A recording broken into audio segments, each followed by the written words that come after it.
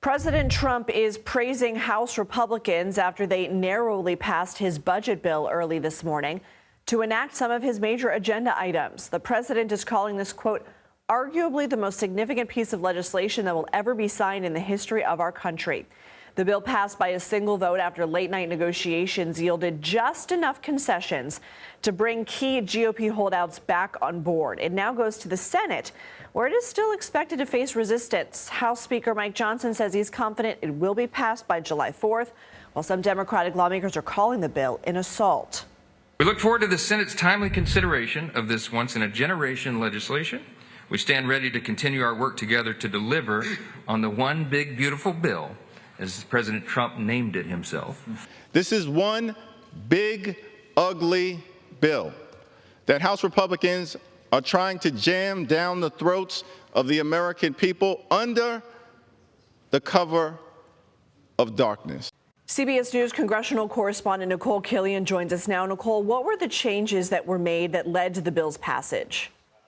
Well, as we've been reporting, up until really the final hours here, the speaker was negotiating with different members of his conference, moderates and conservatives, who were trying to extract some additional concessions here. But some of those last minute changes, for instance, we talked a lot about the state and local tax deductions over the last couple of weeks, or SALT. And so that was something that a small group of Republicans, mostly moderates from states like New York and California, were pushing for, because they argue state and local taxes in their districts, in their states, are simply too high for their constituents. So they wanted to raise the cap on the amount that people could deduct. Previously, that was $10,000. Under this bill now, that cap has been up to $40,000. Originally in the package, it was $30,000, so they got an additional $10,000 added to that cap. So many of them are pretty ecstatic about that. And then you had some conservative who were pushing for additional changes to Medicaid. So one of the changes we saw, for instance, was moving up the work requirement for Medicaid, phasing that in sooner instead of doing it in 2029 as the bill had originally called for. And now, under the proposal that was passed today, that timetable has moved up to the end of 2026. Conservatives also pushed for some rollbacks of these clean energy subsidies under the Inflation Reduction Act, which was a key piece of legislation under the Biden administration. So that, too, was yet another change that was made right before this bill went to the floor. But this still faces an uphill climb in the Senate, right? I mean, I'm thinking of Missouri Senator Josh Hawley, who recently wrote a New York Times op-ed saying he doesn't want cuts to Medicaid because so many of his constituents rely on it. What changes have senators said they want to make to this?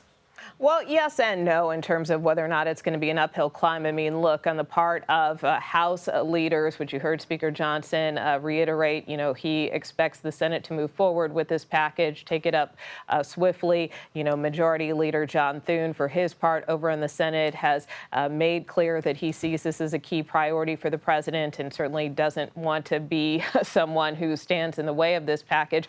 But look, the Senate is a different body. Yes, some lawmakers are going to want some changes. By and large, there seems to be broad consensus in terms of the tax portions of this package, all of the tax cuts that are part of this, and that is a key selling point for many Republicans. But certainly there are some concerns on the part of senators with respect to the Medicaid component, whether or not some of those cuts go too far, if they try to roll some of that back. You even have one senator, Ron Johnson, who thinks the package should be split apart. At one point, of course, the Senate was pushing for two different tracks.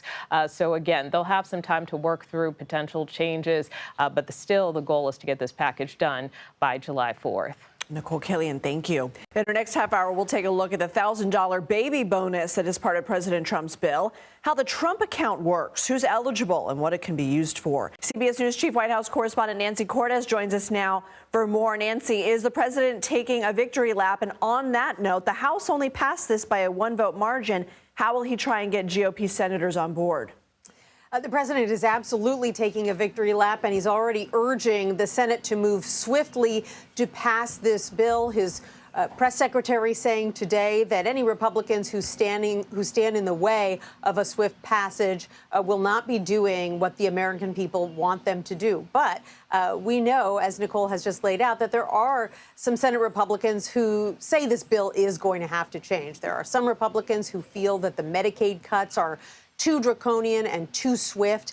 And then you have some conservatives who say that this bill, despite what the president has been saying about it cutting the deficit, it actually adds to the debt fairly significantly, and they don't think that they can support it unless there are deeper cuts. And so these are the kinds of things that the Senate Majority Leader John Thune is going to need to try to address before he figures out whether there are some senators who are just never going to be able to get behind this bill. And so, he needs to try to get the 51 votes, which means he can lose 3 Republicans and still pass this bill and call it a day. Whether or not he can do that on the president's time frame, which is July 4th, remains to be seen. Yeah, that addition to the deficit causing markets to go in the red yesterday. Nancy, President Trump is hosting a dinner tonight at the Trump National Golf Club in Washington for the largest investors in the Trump meme coin.